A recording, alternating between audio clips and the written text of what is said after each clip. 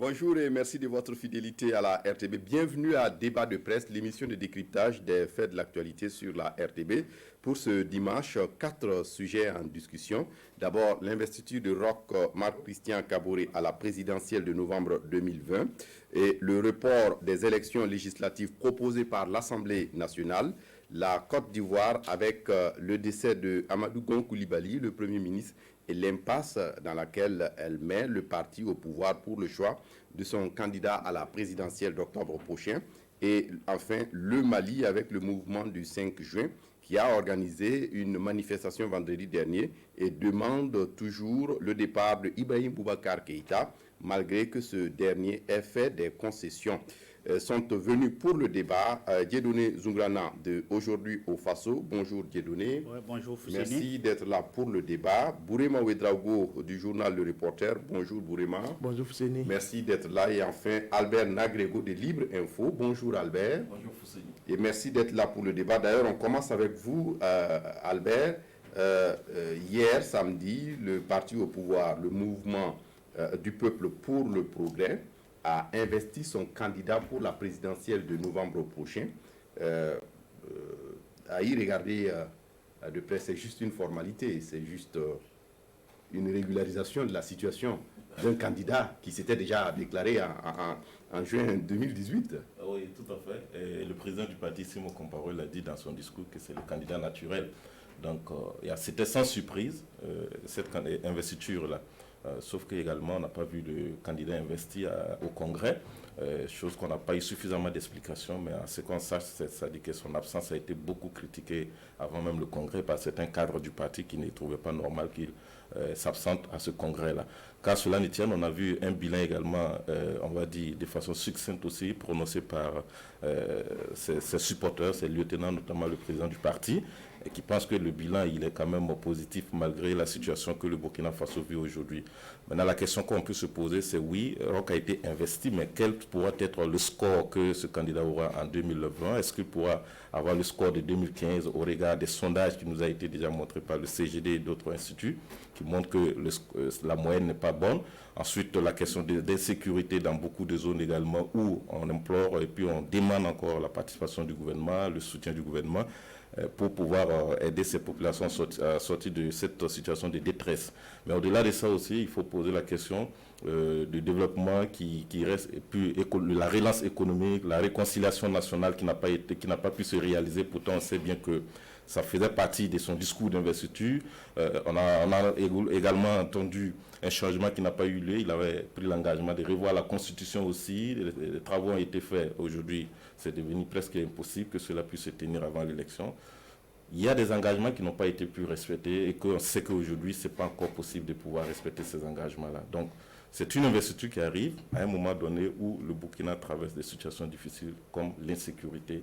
Et on attendra de voir si le candidat pourra faire mieux que l'année dernière. Oui, si le candidat pourra faire mieux que l'année dernière, Bourema, mais on l'a vu, Albert l'a relevé, le candidat a été représenté par Simeon Sawadgo, le ministre de l'administration territoriale. Et quelque part, c'est quand même un point noir. Non, pas du tout. Ils sont coutumiers de toute façon. Depuis Blaise, en fait, c'est pour ça que je dis on est dans la continuité depuis que Blaise était président. À aucun congrès après 1995, à aucun congrès d'investiture il n'était là. Oui. Il envoyait toujours quelqu'un. Bon, donc il y a pas, ces élèves ont reproduit le même scénario qu'ils faisaient depuis qu'ils sont en politique. Donc il n'y a rien de nouveau à cela. Moi je ne suis pas surpris effectivement de ne pas le voir. Mais l'explication qu'il donne, c'est qu'en tant que chef de l'État, il n'a pas voulu effectivement, il est toujours chef de l'État, donc président de tous les Burkinabés, et il n'a pas trouvé opportun effectivement de s'afficher à un congrès de son parti. C'est pour ça d'ailleurs il a envoyé un délégué. Mais pour moi, qu'il ait été là ou pas, ça ne change absolument rien, sauf dans la forme. Dans le fond, s'il était là, on aurait eu la même chose, le même scénario qu'on a vu hier, qu'il soit là ou qu'il ne soit pas là. De toute façon, ça n'engage que les MPP, qui prennent ils font ce qu'ils pensent être le mieux pour le parti. Maintenant, au-delà de cette forme, de ce congrès de forme, c'est le terrain maintenant qui va être déterminant. Est-ce qu'il dira que je suis président du Faso, je ne vais pas faire de la pré-campagne? Là, on verra effectivement, parce que il faut qu'il aille jusqu'au bout de sa logique. Si en tant que président du FASO, il ne peut pas aller au congrès de son investiture, ça veut dire qu'en tant que président du FASO, il ne peut pas faire la pré-campagne jusqu'à ce que la campagne soit officiellement ouverte. Bon, c'est sûr qu'on verra, on ne pourra pas empêcher ces lieutenants d'être sur le terrain et de commencer à faire ce travail de mobilisation en attendant effectivement que les choses sérieuses commencent autour de, en tout cas en début novembre 2020. Oui, et Dieudonné, est-ce que c'est votre avis également que les choses se sont passées comme elles devraient se passer? Le président en exercice, candidat à sa propre succession, se permet de jouer les absents à son investiture. Oui. Il n'est pas obligé de venir en fait à une investiture, surtout quand il est président en exercice, président sortant mais non encore sorti. Donc il est en exercice, il n'est pas obligé de venir. C'est vrai qu'on a eu cette explication dont faisait Kabouréma. Bon, en tant que il pouvait venir, il pouvait venir. On allait entendre aussi d'autres dire qu'en tant que président, bon, il vient. C'est-à-dire déjà il est dehors. C'est le candidat du MPP. Donc, bon, ceci dit, même son prédécesseur, je pense qu'il ne venait même pas aux investitures. Donc, le président n'est pas obligé de venir à une investiture. Maintenant, pourquoi il se présente? Bon, je pense que c'est naturel. Hein. Roch a besoin d'un deuxième mandat. Bon, parce que le premier, quand même, ne fut pas facile. Donc, parce qu'il veut un deuxième. Parce que le premier fut limite. Un quinquennat, c'est juste. Surtout que si ce quinquennat a glissé 2 semaines après son élection dans le sang, il a besoin de ce deuxième mandat et pour valider le premier qui fut tout sauf un fleuve tranquille. Bon, maintenant je pense qu'à 3 mois ou à 4 mois, bon, c'est difficile aujourd'hui. Bon, moi je ne me risquerai pas à faire des pronostics parce que bon, la météo politique burkinabé encore, bon, on peut se risquer à faire des projections parce que quand même, bon, c'est le président sortant, il a quand même, comme on dit, la prime au sortant, ça veut dire que, bon, quand même, tout n'est pas noir, c'est vrai, il y a eu l'insécurité, il y a eu les grèves à tiroir, il y a eu les affaires nauséabondes qui exaltent de Kosiam, ou en tout cas comme le cas de Adama Kanazwe, ou bien de certains proches comme le ministre de la Défense, il y a tout ça, mais tout n'est pas noir, loin s'en faut, c'est ce qui serait gravissime d'ailleurs. Donc moi je ne me risquerai pas aujourd'hui à faire des pronostics parce qu'une élection de toute façon comporte toujours une grande part d'indétermination. Donc vous voulez nous dire qu'il y a des incertitudes quant à sa réélection? Non, une élection n'est jamais gagnée d'avance. Ça c'est clair, même si le président sortant a quand même une petite longueur d'avance, mais il y a toujours une part d'indétermination. C'est ça d'abord. Et pourtant, le président par intérim du parti, si on comparait à lui intérimaire, non, c'est le président, il est le président plein. Le président plein, bien sûr, bon, mais vous verrez que dans 2 semaines aussi, il y a Zéphirin qui va être investi de 25. L'UPC dira aussi qu'il n'est pas, bon, ça ne sera plus un coup KO, mais il y aura un second tour, ou bien peut-être l'UPC même va dire qu'ils vont gagner. Bon, ça c'est le langage du politique. Mais je vais dire qu'on peut se risquer à faire, puisque bon, c'est ça, il a été investi, et on peut se risquer à faire des pronostics. C'est ça, je dis, il a la prime au sortant, parce qu'il y a quand même des acquis. Et d'ailleurs, je l'ai dit sur un autre plateau, cette prime au sortant, ces acquis-là n'ont pas été forcément relayés, parce qu'aujourd'hui, c'est le terrorisme qui a pris le pas sur tout. Donc, s'il fait que ce que le pouvoir en place a réalisé, c'est relégué vraiment au second plan et beaucoup vraiment ne connaissent pas. Donc, il y a ça. Mais on peut se risquer à faire de petites analyses. Bon, on peut dire aujourd'hui que cette longueur d'avance s'explique d'abord parce que l'opposition aujourd'hui est gagnée par ce que j'appelle la maladie infantile. On a une opposition aujourd'hui. Regardez, prenez l'opposition aujourd'hui. On a le CEFOP, on a l'ONA, on a la CODER, on a les partis même, on a les... Donc, l'opposition aujourd'hui joue à se faire peur. Je pense que si elle était aujourd'hui unie, bon, on aurait eu quand même un semblant d'alternance et d'alternative. Or, aujourd'hui, et je vois même, c'est pour ça que je dis, je ne veux pas aujourd'hui me risquer dans des politiques, parce que moi, je vois même le marche dans le marche. Il y aura un marche entre Zéphirin et puis Edi Kombrero. Ça même, c'est le marche dans le marche, dans ce qui arrive là. Donc, bon, aujourd'hui, là, bon, je me garde de faire Posez-moi la question dans 2 mois. Certainement qu'il y aura des averses. La météo peut-être mais aujourd'hui, c'est que Dieudonné dit aussi, il ne faut pas oublier que dans la majorité aussi, c'est pas aussi l'unité. Oui, bon, on a regarde les débats ces derniers jours, les discours ces derniers jours même de la majorité, on sent que on a reviendra quand on va aborder le thème sur le report des jeux. Sauf que réaction Bourema. Oui, je sais, mais ça devient de plus on permet à Bourema de... Sauf que les divergences au sein de la majorité, c'est une question de personnes, mais ça ne touche rien à leur adhésion, c'est-à-dire à leur aliment derrière le président du Faso. C'est ça, leur force. C'est ça l'avantage au niveau de la majorité. Parce que en fait, ce qu'ils vont faire, c'est que ils vont se battre en partie parce que chacun veut avoir des députés. Mais si la présidentielle, ils vont s'aligner. Parce que dans tous les cas, tous ces partis de la majorité, beaucoup vivent aujourd'hui parce qu'ils sont de la majorité.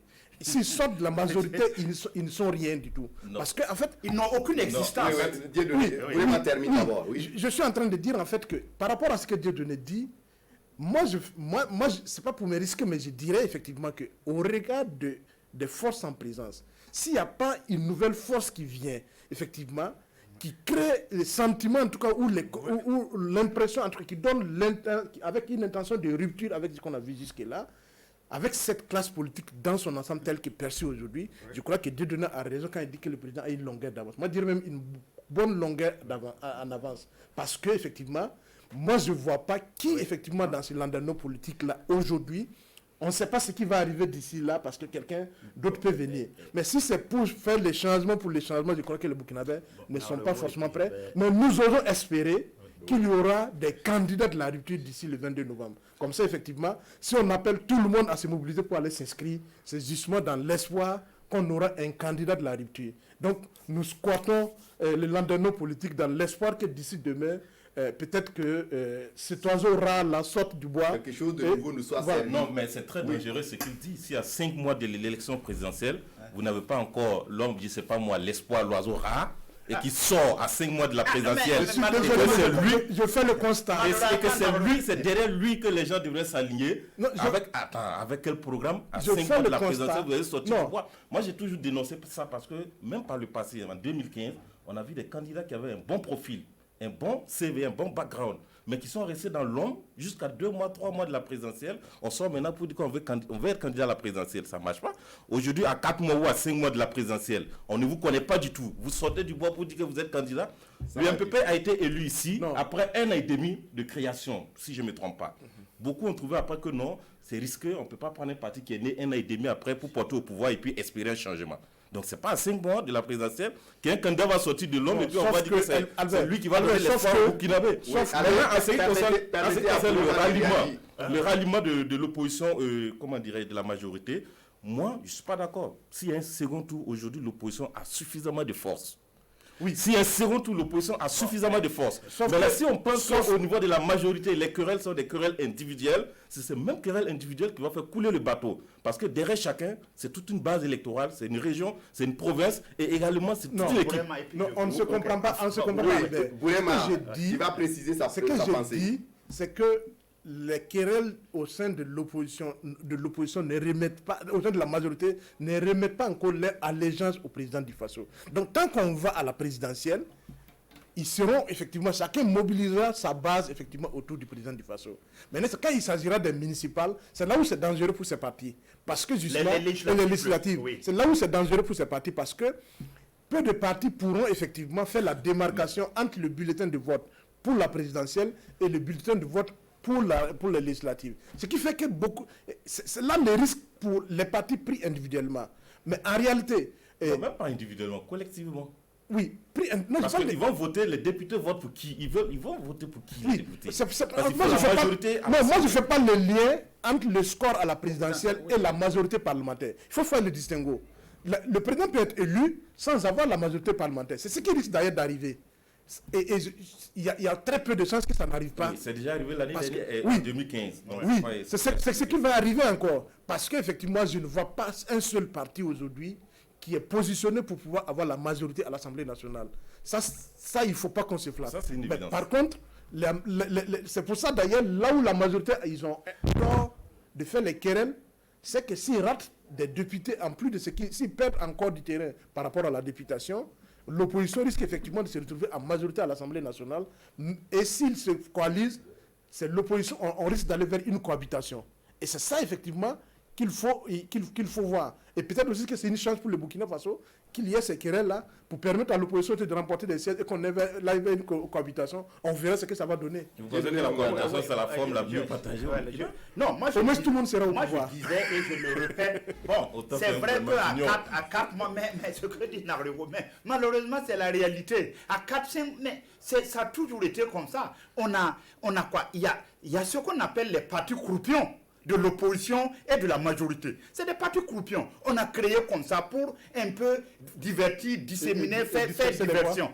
On appelle ça des partis croupions. C'est des partis qui n'ont d'existence que parce que le chef de file ou bien la majorité veut qu'ils existent. Mais c'est quoi? Ces partis-là vont tailler dans les croupières, à gauche, à droite, et après ils vont dire on fait chorus derrière la majorité ou bien on fait chorus derrière l'opposition pour un peu, on va aux élections. Ensuite, on négocie sa place au banquet. C'est comme ça. Ainsi se décline la politique en Afrique. Non, Dieu donné, ça c'est normal. Non, mais je finis. Un candidat qui n'est pas connu du tout, qui sort à 4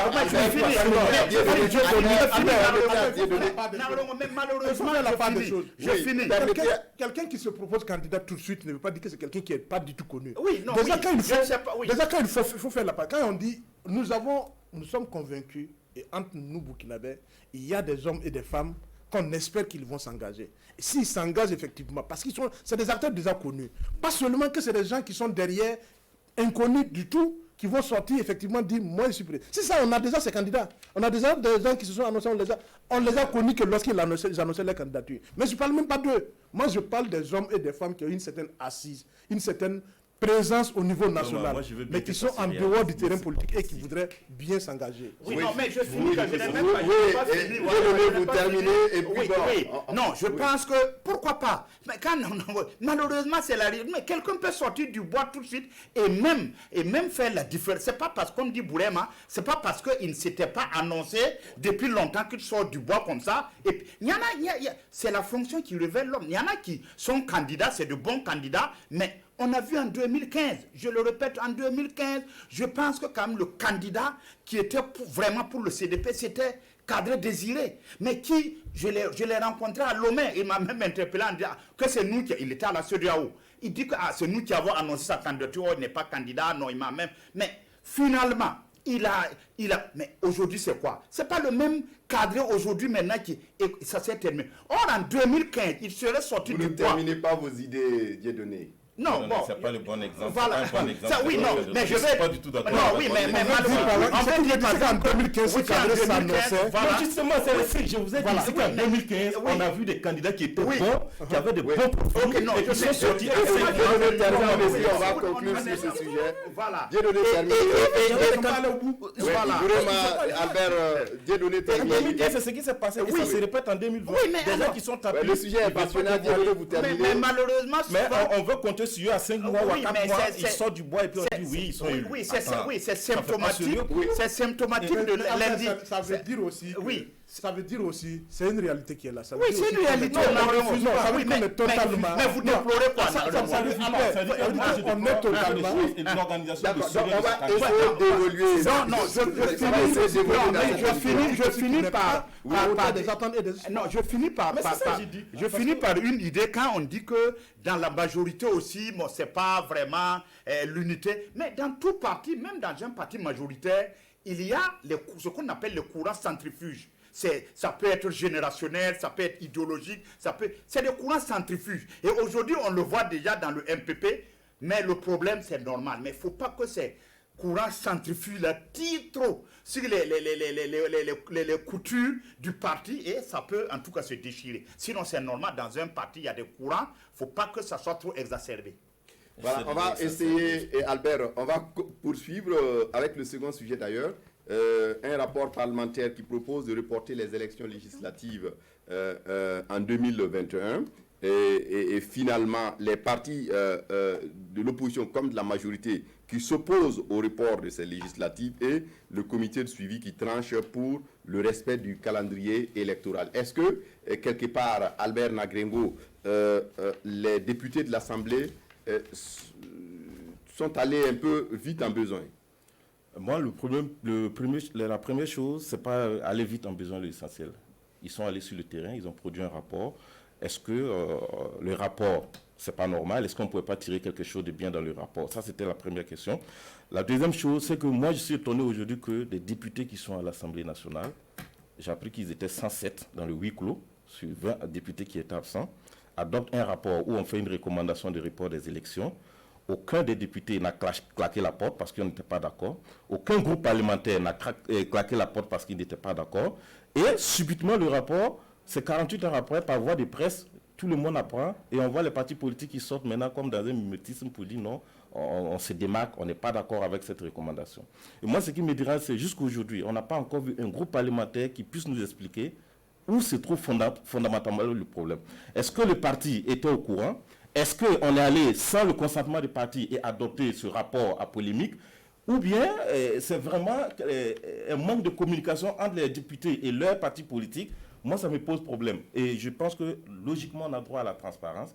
On veut bien que les députés et les groupes parlementaires là, puissent nous expliquer comment ça s'est passé, cette situation-là, pour qu'on arrive aujourd'hui à cette polémique où, vous avez vu, toute la semaine, ça a été marathon. Le président de l'Assemblée remet le rapport le 8.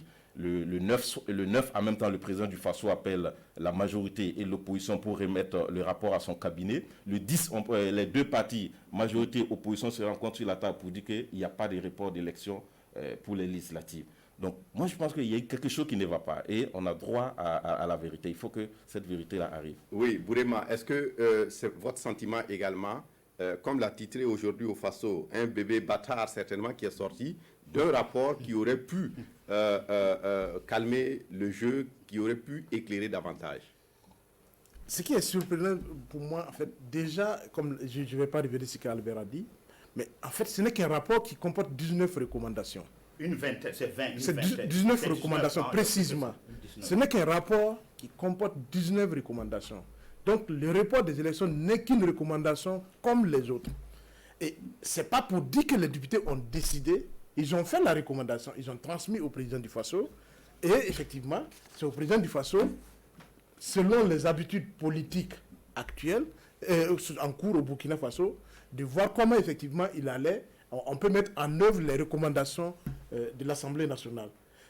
C'est vrai que si le président du FASO donnait son accord, ça allait être suivi par une proposition de loi pour que ce soit effectivement les élections, un projet de loi pour que les choses... Non, ça pouvait mettre une proposition.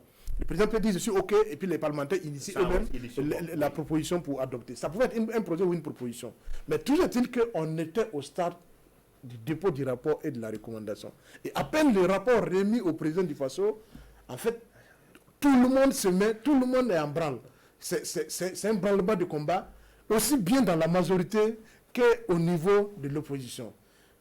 Comme Albert l'a dit, soit les députés, effectivement, ont pris l'initiative après, en tout cas, d'adopter le rapport sans le consentement de leurs partis politiques, parce qu'on nous fait croire, on nous fait comprendre que le huis clos était houleux, mais houleux, si à la fin on adopte le rapport à l'unanimité, ça veut dire qu'on est d'accord avec les 19 recommandations.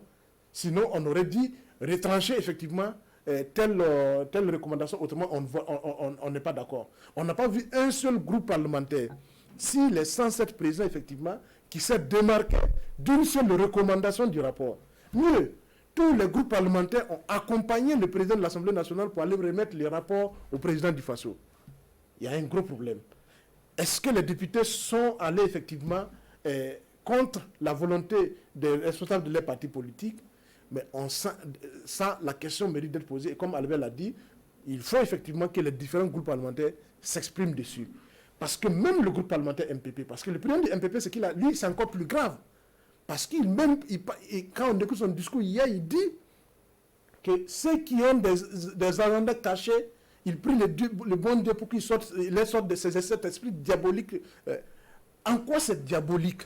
Parce que là, on a comme l'impression aussi que c'était une occasion pour certains aussi de faire des règlements de comptes, aussi bien internes qu'externes, il y a quelque chose, en tout cas, qui n'a pas marché en tout cas, dans cette affaire-là. Et comme aujourd'hui, Ofasso l'a dit, apparemment, effectivement, c'est un bébé, effectivement.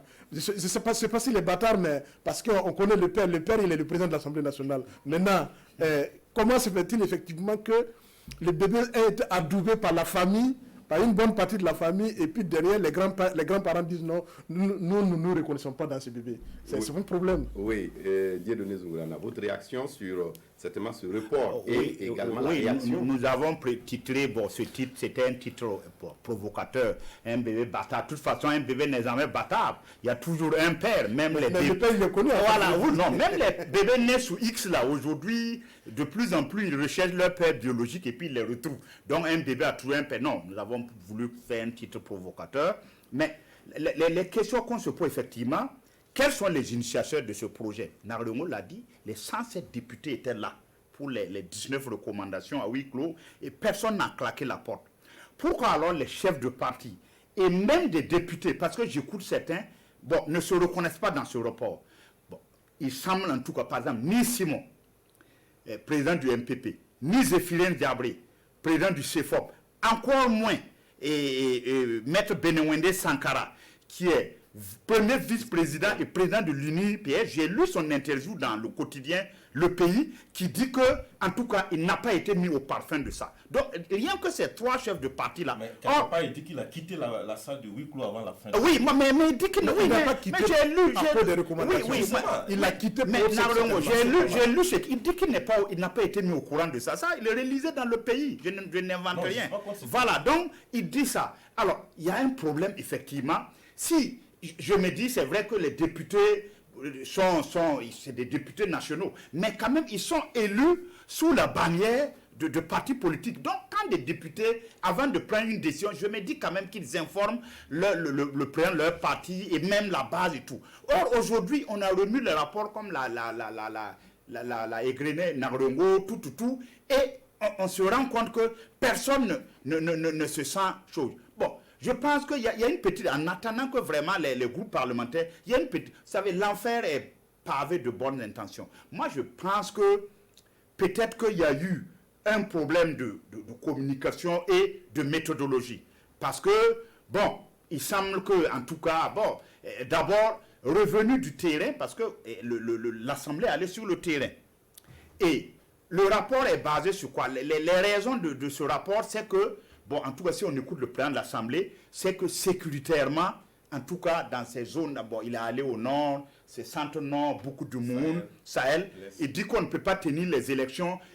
Et là-bas, je trouve d'abord que sa sortie un peu là-bas était malheureuse parce qu'il a volé dans les plumes de la CENI. Quand le président de l'Assemblée dit que non, est-ce que les populations vont venir en hélicoptère pour s'enrôler? Ça, je pense que non. Le président de la CENI se déplace en hélicoptère, mais il va sans dire que, quand même, les électeurs, ce n'est pas... Chacun va venir avec ses moyens de bord.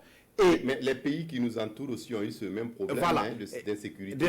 Voilà. Mali, oui, mais voilà. Donc, j'en viens. Et tout ça, c'est justement l'argument sécuritaire. Si les députés n'étaient pas d'accord avec ça, ils devaient le dire. Parce que l'argument sécuritaire, on l'a débattu ici. L'argument sécuritaire, si tant est que le 22 novembre, on ne peut pas, quelqu'un qui veut aller mettre son bulletin dans l'urne des législatives et dans celle de la présidentielle, on trouve que c'est en supprimant, en postposant les législatives que, je trouve que là aussi ça ne tient pas, parce que rien ne nous prouve que le jour où on va faire la présidentielle là, s'il doit avoir attaque, il doit avoir attaque parce que c'est pas parce qu'on va supprimer la présidentielle. Donc, et les gens aussi, l'autre argument, comme on l'a dit, est-ce qu'on est sûr qu'en 2021, en décalant les législatives en 2021, est-ce qu'en 2021, la situation sécuritaire va s'améliorer? Pour ça, c'est des questions auxquelles on n'a pas de réponse. Mais pour en revenir vraiment à ce rapport-là, on attend une explication parce qu'aujourd'hui, on ne sait pas pourquoi chacun s'en lave les mains.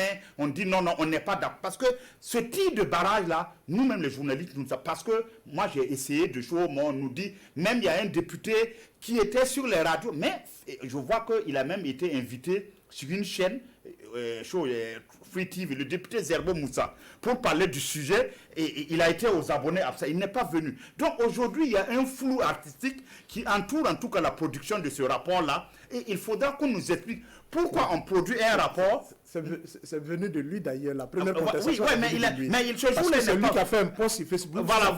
Mais je ne sais pas. Dès la sortie, et il a fait un post. Et le premier argument, en tout cas la première personne qui s'est opposée à ça, que moi j'ai lu sur les réseaux sociaux, c'est le poste du député Moussa Zerbo qui disait qu'il n'y était pas et l'IPC ne s'est pas. Oui, mais après il était sur certaines radios, mais sur Free TV, il a fait faux bon, il n'est pas allé parce que. Donc, vraiment aujourd'hui, on n'a pas une explication pourquoi ce rapport qui a été produit en bonne et due forme est rejeté en bloc. Ah, ça vraiment c'est un mystère. Un mystère, oui. Je pense que les réseaux sociaux ont beaucoup joué dans cette affaire-là, dans ce revirement, je ne sais pas moi, des 360 degrés. Parce que dès que l'information a fuité sur les réseaux sociaux, vous avez vu que toute la soirée jusqu'au lendemain, les médias, les réseaux sociaux en ont repris. Et je suis sûr que ça joue beaucoup dans cette affaire. Mais les députés pourraient quand même ne pas quand même accepter ce dictat des réseaux. Qu'ils assument. Ce n'est pas que les députés, même l'exécutif aujourd'hui prend des décisions au rythme des choses. Oui, donc pour vous, Albert, quelque part, cette réaction virale à propos de la publication de ce rapport, certainement, a dû jouer sur les décisions également des partis politiques. Mais énormément. Aujourd'hui, en fait, s'il y a quelqu'un qui devait tirer profit de ce report, ça devait être la majorité. Peut-être pour mieux se préparer encore, pour s'assurer qu'on pourrait avoir la majorité des députés à l'Assemblée nationale. Si quelqu'un devait tirer profit. Mais aujourd'hui, à notre grand étonnement, c'est même la majorité qui dit que non, qu'il ne se reconnaît pas dans ce rapport-là. Un rapport qui est produit à l'Assemblée nationale. Et d'ailleurs, un président qui est issu de votre parti également, qui allait présenter le rapport devant le président du FASO, qui assume ses propos, qui dit qu'il reconnaît effectivement qu'ils ont demandé un report. Et le lendemain, c'est le parti qui sort pour dire qu'ils ne se reconnaissent pas dedans. Oui, moi, je pense qu'il y a eu suffisamment de trahison quelque part et qui ne dit pas son nom. Et aujourd'hui, qui a trahi, c'est ça, il dit, il faut qu'on nous éclaire.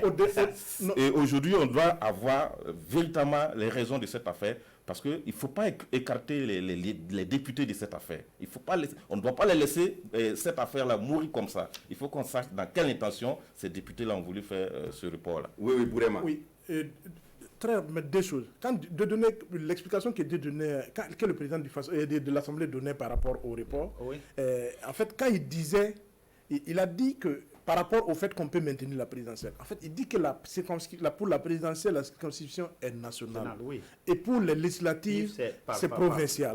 Pour les présidentielles, on aura tout au plus 20 candidats. C'est plus facile, selon ce qu'il dit, d'avoir un dispositif pour assurer la sécurité. Pour les législatives, on aura des centaines, voire des milliers, peut-être voire les milliers de candidats, si tous les partis vont positionner dans les différentes régions. C'est très difficile de mettre effectivement de la sécurité derrière chaque candidat pour aller battre campagne. Voilà ces arguments. Je ne dis pas que je prouve ces arguments, mais je dis, aujourd'hui, on a déjà posé le problème ici, si cette question, on a débattu par rapport à cette question.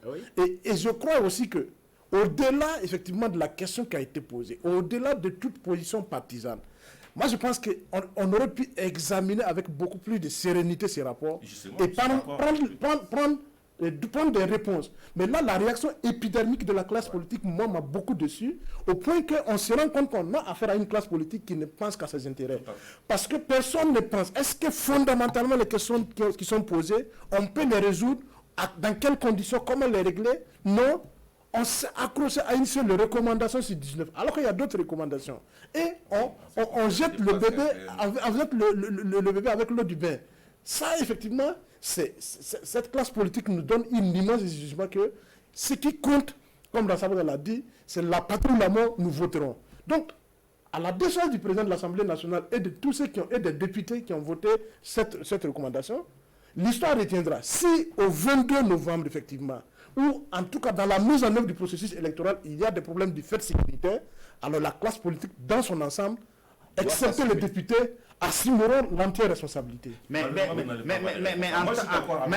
30 secondes, mais je vais dire que ce n'est pas bon. Contrairement, je ne partage pas l'avis de Nakan. Il dit que peut-être qu'en reculant en 2021... Non, c'est pas dit de reculer. Non, on n'a pas apprécié le rapport. C'est Narumo qui disait que peut-être même que la majorité aurait gagné s'il y avait ce report-là, peut-être mieux se préparer. Ce n'est pas évident. Moi, j'ai ma petite idée dessus. Mais bon, peut-être elle vaut ce qu'elle vaut. Pour moi, il y a des gens qui veulent ce bonus-là parce qu'ils savent que dans les 3 ou 4 mois qui vont venir, s'il y a élection, ils savent que leur mandat, c'est fini. Donc, il y a tous ces calculs, et ce n'est pas pour rien le président du MPP a parlé d'argent. Ça rejoint un peu ce que, entre-temps, disait.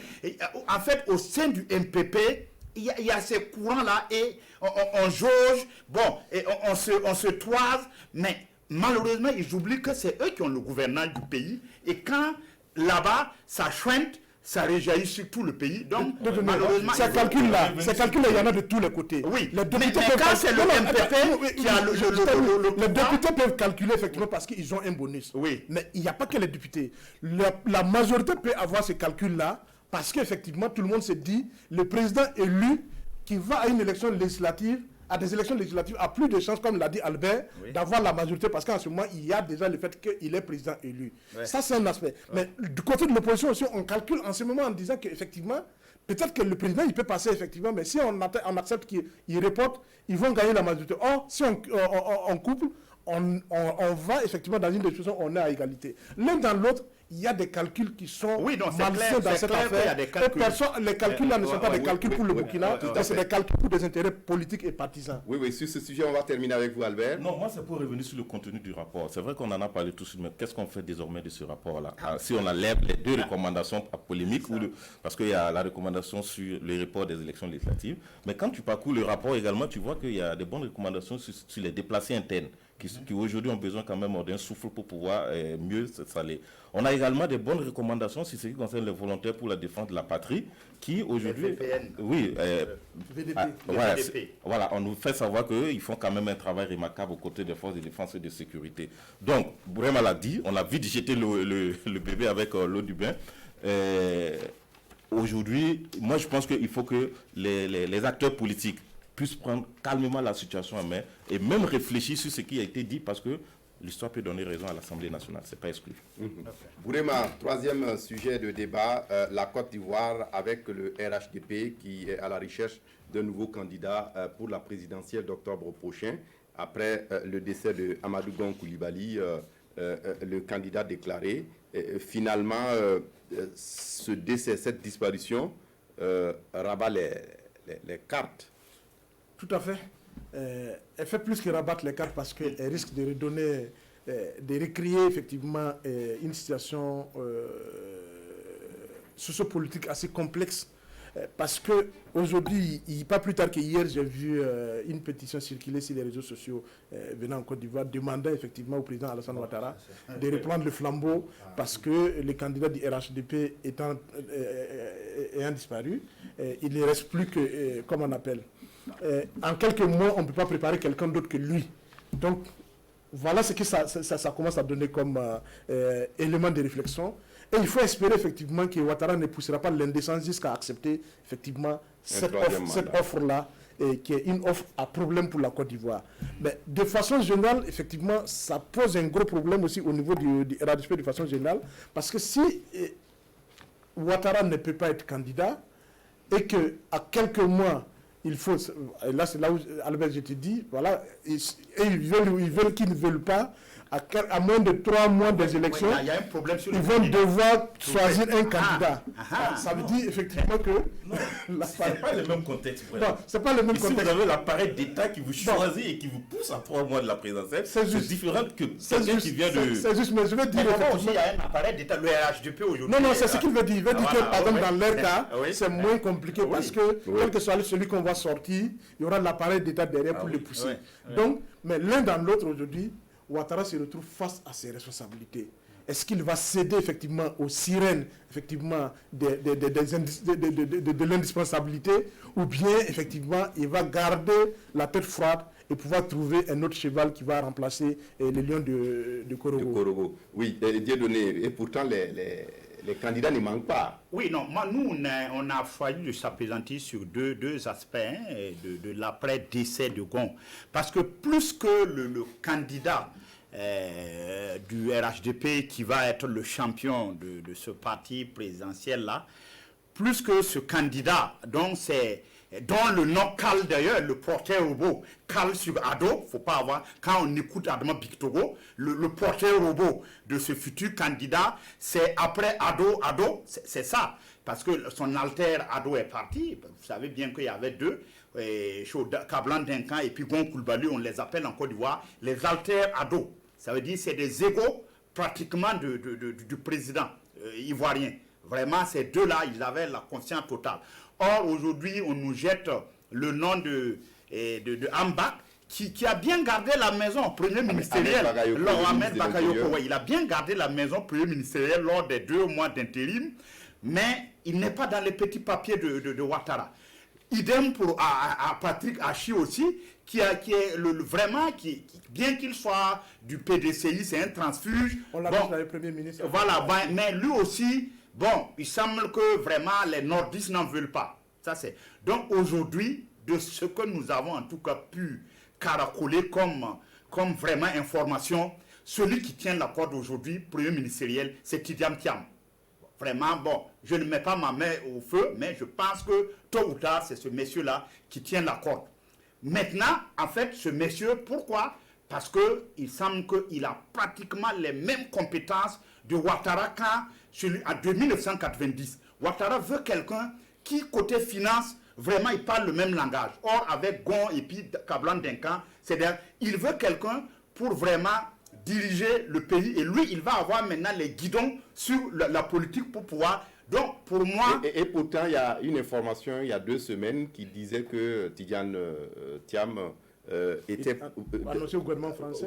Non, en fait, ça, c'est un peu la poudre aux yeux. Effectivement, il a été reçu à l'Élysée. Mais de ce que nous avons eu comme info, justement, c'était pour le briefer, pour qu'il prenne justement la primature, parce que, bon, vous savez, voilà. Donc, c'était un peu pour briefer, mais on a essayé de divertir l'opinion. Mais bon, on attendait de voir, ça, c'est nos infos. Ça peut être un tuyau percé ou peut-être nous avons bu à bonne source. Mais on prend date pour nous. En tout cas, le prochain Premier ministre, ça va être Tidiane Thiam. On prend après date. L'élection avant. Bon, on ne sait pas, mais ce qui est sûr.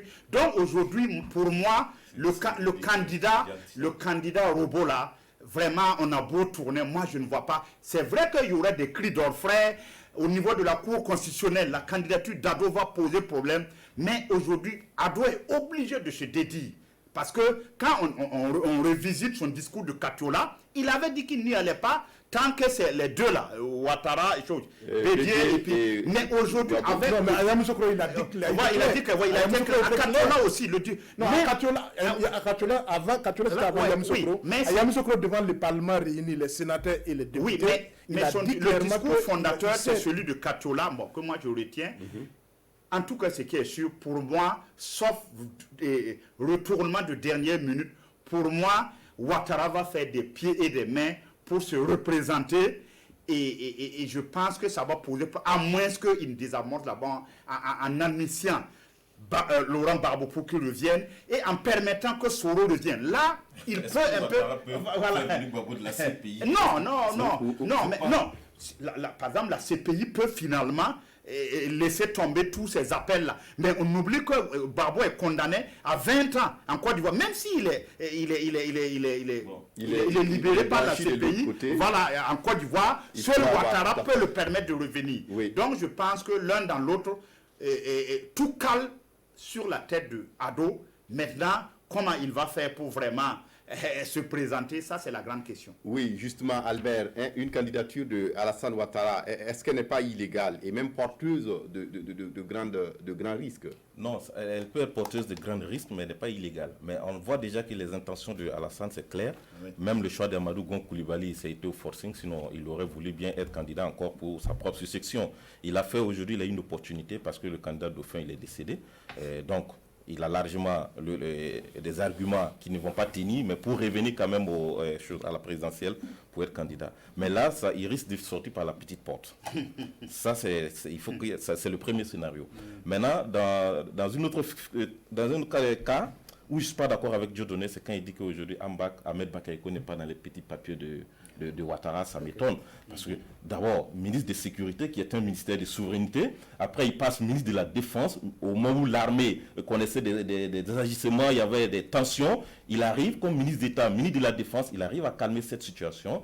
En même temps, il est Premier ministre par intérim. Lui-même, il a si bien dit tout de suite qu'il a pu gérer la maison. Premier ministre par intérim. Et aujourd'hui, quelqu'un qui est là, qui a fait presque la même carrière de Amadou Gon Coulibaly auprès de Alassane, Ahmed Bakayoko l'a presque fait. Aujourd'hui, dit qu'il n'est pas dans les petits papiers de Ouattara. Moi, ça m'étonne.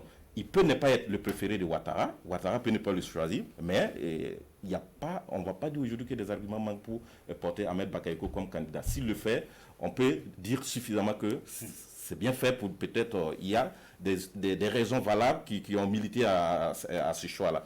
Maintenant, est-ce qu'aujourd'hui, ils vont trouver un autre candidat autre que Ahmed Bakayoko ou bien autre que Alassane pour porter à la tête du RHDP en 2020? C'est là où tout va se jouer. Oui, je crois que ce n'est pas forcément qu'Ambak ne soit pas si les petits papiers de Ouattara, mais c'est aussi que face aux responsabilités d'État aussi, il y a un moment aussi où on a des hommes et des femmes, on dit il y a des limites par rapport à une certaine responsabilisation.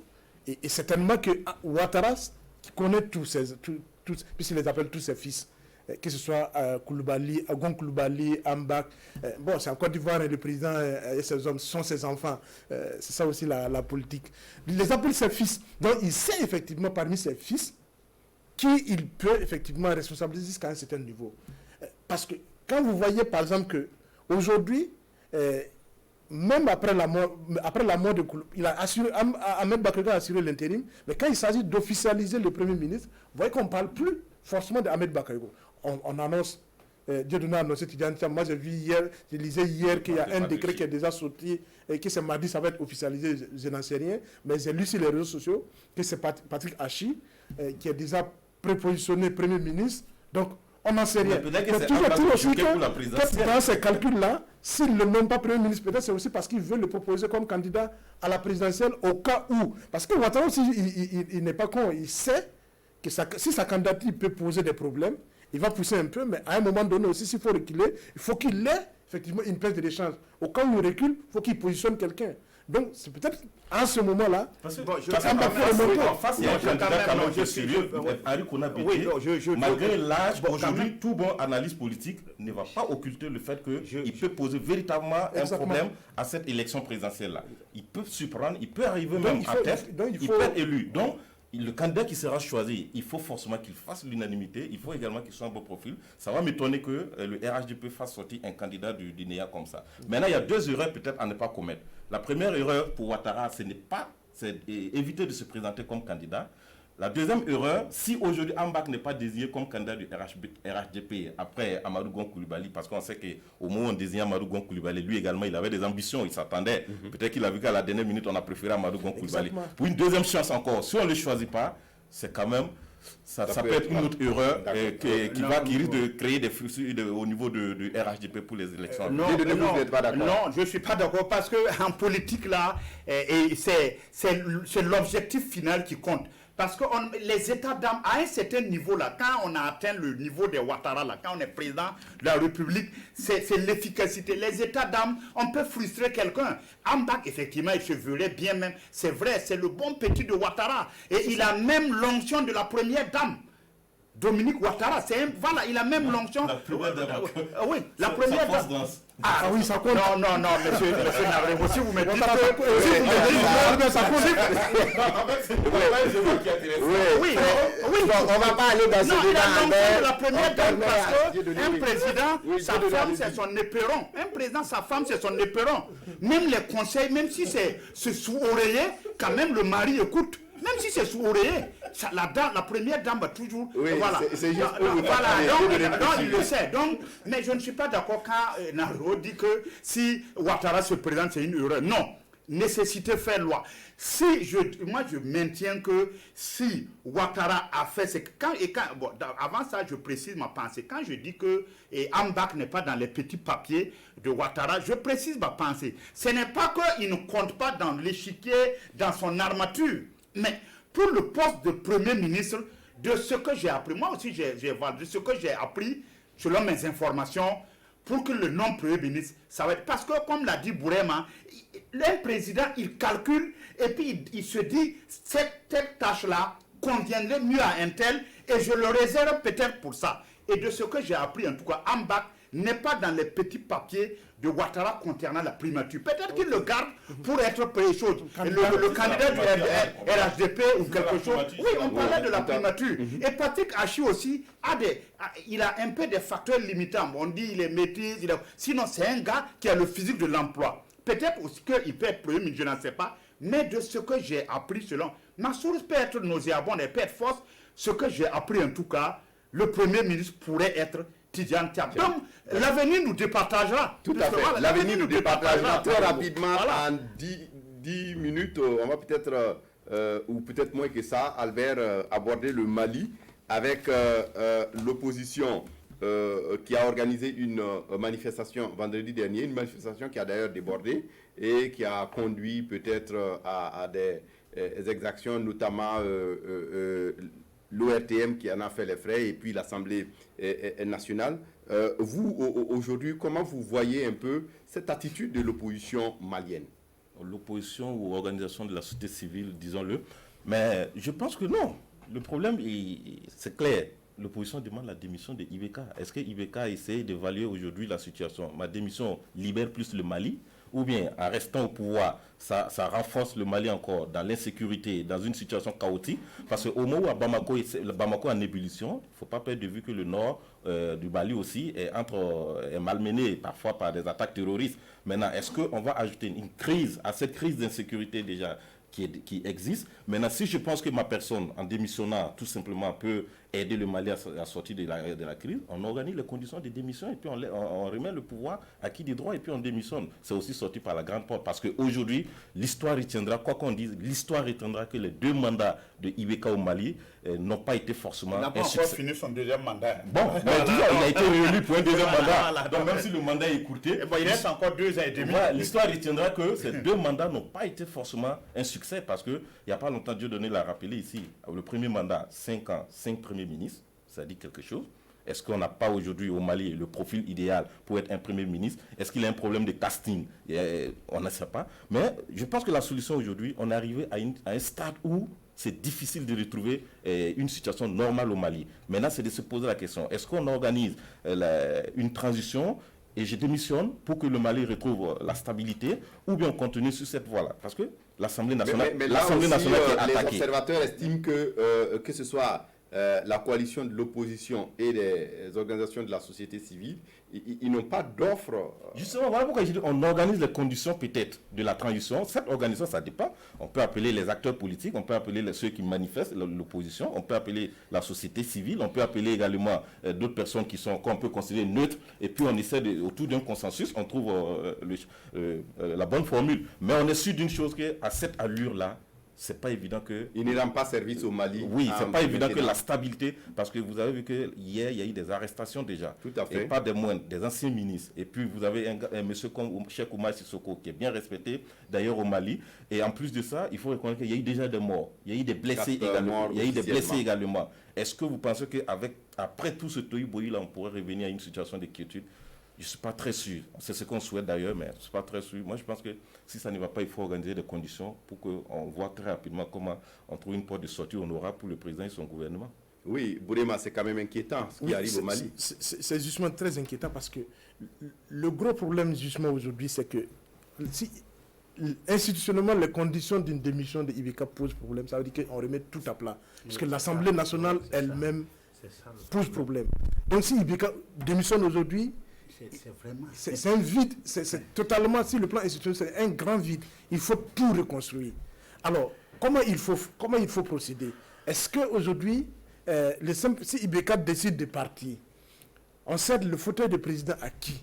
Avec quelle légitimité? Est-ce que c'est Imam Dicko qui va devenir président du Mali? Là, c'est un précédent très dangereux, parce qu'effectivement, ça veut dire qu'il faut prendre parfois, maintenant, il faut laisser les urnes, et puis prendre la rue, et on investit président. Ce qui se passe au Mali, effectivement, doit nous interpeller, effectivement, si la solidité de nos institutions. Comment on règle la question? Je crois que la seule façon de régler ce problème, c'est de trouver un modus vivendi autour de comment, effectivement, en la campagne, même si le mandat va être écourté, on fasse une transition avec Ibeka. mais même s'il faut le dépouiller de ses... Et Gurès Non, on n'a pas déplacé le problème. La personne de Ibeka même pose problème aujourd'hui. Non, ça devrait pas, la personne d'Ibeka ne devrait pas poser problème. Mais malheureusement, c'est ce qu'il faut éviter.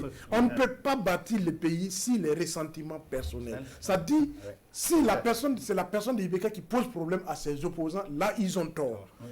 Parce que ce qu'il faut, effectivement, c'est trouver les conditions pour que les Maliens se retrouvent autour d'un certain nombre d'acteurs qui occupent les institutions pour conduire une transition vers le retour à la normale. Et ça, effectivement, il ne faut pas rejeter le président comme ça en bloc. S'il concède effectivement à ce qu'on nomme un premier ministre avec plein pouvoir, un gouvernement avec plein pouvoir, qu'on mette de côté effectivement cette assemblée et qu'on recrée, effectivement, on gère un peu cette transition avec ordonnance, comme nous on l'a fait en 2015 ici, avec un parlement de transition. Ce qu'il faut créer les conditions institutionnelle d'une transition vers le retour à la normale. Mais pas en rejetant certains. Et à ce moment, il n'y a pas de consensus. Parce que si on cristallise les tensions autour de la personne de Ibeka et que les autres arrivent, ça veut dire aussi qu'on a mis une partie aussi. Ça peut se reproduire. Oui, bien donné. Non, pour moi, si Ibeka, parce que ce week-end-là, si Ibeka n'a pas dévalé la colline du pouvoir, bon, c'est qu'il ne va plus tomber. Moi, c'est mon analyse. Parce que quand on prend les 3 marches du M5 là, en réalité, on voit que c'est vraiment un ras-le-bol. Mais comme on dit, les Maliens arrivent toujours au seuil du Rubicon et ils font trempette. Ça veut dire qu'ils rétro-pédalent. Et aujourd'hui, de ce que j'ai appris, depuis vendredi, il y a une géopolitique qui se joue. Parce qu'on est d'abord en train, de ce que j'ai appris, on est en train de négocier avec l'armée pour que l'armée reste neutre. C'est vrai que le retour des prétoriens aujourd'hui n'est plus de mise. Un coup d'État, comme on dit, c'est une opinion favorable qui rencontre des baïonnettes. Ce n'est pas évident aujourd'hui. Donc, je rejoins un peu l'idée. Il semble aussi qu'il y a une question de transition civile qui est en train de se négocier avec Ibeka. Parce qu'aujourd'hui, bon, l'Assemblée nationale est calme. On a même brûlé une partie de la façade. Parce que les gens pensent que le scénario burkinabé n'est pas réplicable partout. Hein, parce qu'ici, il y avait toutes les conditions qui étaient réunies au Burkina ne sont pas réunies au Mali. Et même celui qui conduit aujourd'hui, l'imam Diko, celui qui a écrit sur l'Afghanistan, Serge Mikhailov, il appelle aujourd'hui Diko le Khomeini malien. Le Khomeini malien, Mikhailov, le nom. Il peut jouer le rôle de Khomeini. Est-ce qu'aujourd'hui on est prêt à ce que... Et l'imam Diko, est-ce qu'il est prêt aujourd'hui même? Je ne suis pas sûr qu'il soit prêt. Parce que le problème aujourd'hui, le M5, c'est un conglomérat hétéroclite. Il y a les politiques, il y a la société civile, qui demande. Mais aujourd'hui, vous voyez même qu'il y a une petite césure entre les Maliens là et puis l'imam Diko. Parce que les Maliens demandent le départ de Diko. Or aujourd'hui, de Ibeka. Or Diko dit aujourd'hui que le départ de Ibeka n'est plus une condition sine qua non. Donc il y a une petite inflexion du côté de l'imam Diko. Oui, puisque dans la semaine, il a rencontré donc l'imam Diko ne réclame même plus. Donc il y a une géopolitique. Et le fait mais là aussi, il a donné l'imam Diko, c'est un fait politique. Oui, mais n'empêche qu'il sait, il sait qu'il y a une ligne rouge là qu'il ne faut pas franchir parce qu'en ce moment, s'il prend le pouvoir, est-ce que l'offre politique, c'est vrai que l'émergence de l'imam Diko, c'est symptomatique de la faillite de la classe politique malienne. Ça aussi, c'est ça. Mais l'imam Diko, en même temps, c'est que en se mettant sous les feux de la rampe, il n'est pas sûr qu'il pourra diriger ce pays. Et c'est pour ça que je rejoins Bourema. Le départ aujourd'hui de Ibeka, si on fait attention, on risque de sombrer. Et d'autant plus qu'aujourd'hui, le vrai problème, s'il y a eu tous ces micmacs-là, ça veut dire que parce qu'il n'y a pas Cissé, Soumaïla Cissé, qui depuis le 25 mars est porté disparu. C'est lui qui était vraiment...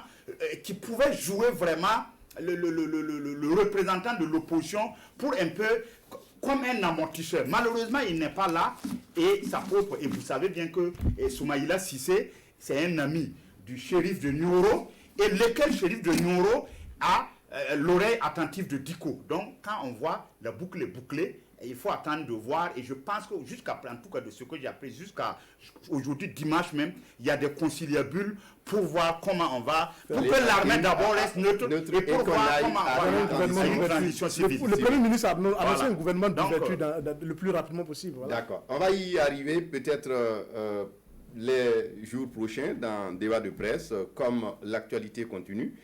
Merci à tous les quatre d'être venus pour débat de presse de ce... Tous les trois, on est trois aujourd'hui. Tous les trois d'être venus pour débat de presse. Bourema Ouedraogo, Dieudonné Zoungrana et Albert Nagrego. Merci à vous également pour votre attention à cette émission. À dimanche prochain pour un autre débat de presse. Au revoir.